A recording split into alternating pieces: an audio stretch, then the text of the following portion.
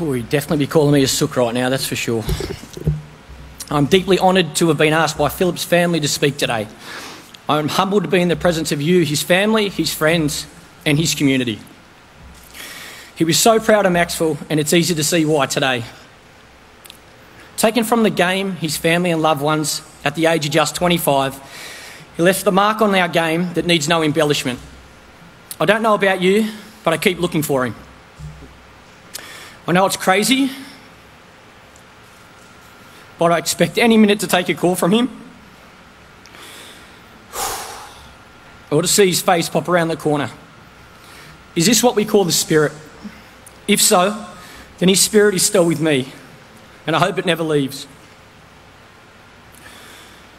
I walked to the middle of the SCG on Thursday night.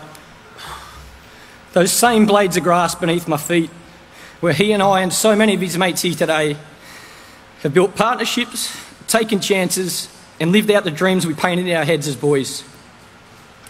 The same stands where the crowds rose to their feet to cheer him on, and that same fence he sent the ball to time and time again. And it's now forever the place where he fell.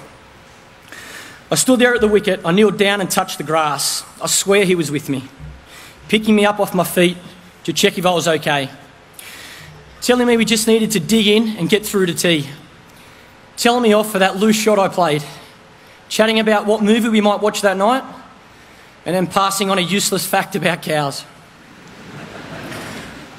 And I could see him swagger back to the other end, grin at the bowler, and call me through for a run with such a booming voice, a bloke in the car park would hear it. The heart of a man who lived his life for this wonderful game we play, and whose soul enriched not just our sport, but all of our lives. Is this what Indigenous Australians believe about a person's spirit being connected with the land upon which they walk?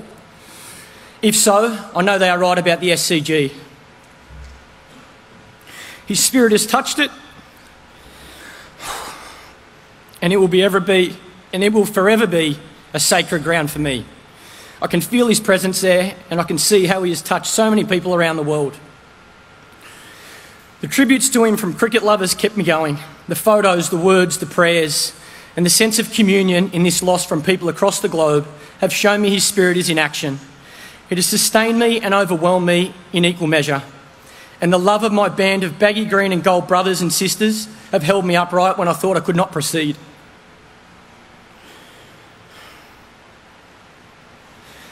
His spirit has brought us closer together, something I know must be him at work because it's so consistent with how he played and lived. He always wanted to bring people together, and he always wanted to celebrate his love for the game and its people. Is this what we call the spirit of cricket? From the little girl in Karachi holding a candlelight tribute to masters of the game like Tendulkar, Warne and Lara, showing their grief to the world. The spirit of cricket binds us all together. We feel it in the thrill of a cover drive or the taking of a screamer at gully, whether by a 12-year-old boy in Worcester or by Brennan McCullum in Dubai. It's in the brilliant 105-wicket haul, just as significant to the players in a Western Suburbs club game as it is in a test match. The bonds that lead to cricketers from around the world putting their bats out that saw people who didn't even know Philip lay flowers at the gates of Lords, and that brought every cricketing nation on earth to make its own heartfelt tribute. The bonds that saw players old and new rush to his bedside from wherever they heard the news to say their prayers and farewells. This is what makes our game the greatest game in the world. Philip's spirit, which is now part of our game forever, will act as a custodian of the sport we all love. We must listen to it, we must cherish it, we must learn from it. We must dig in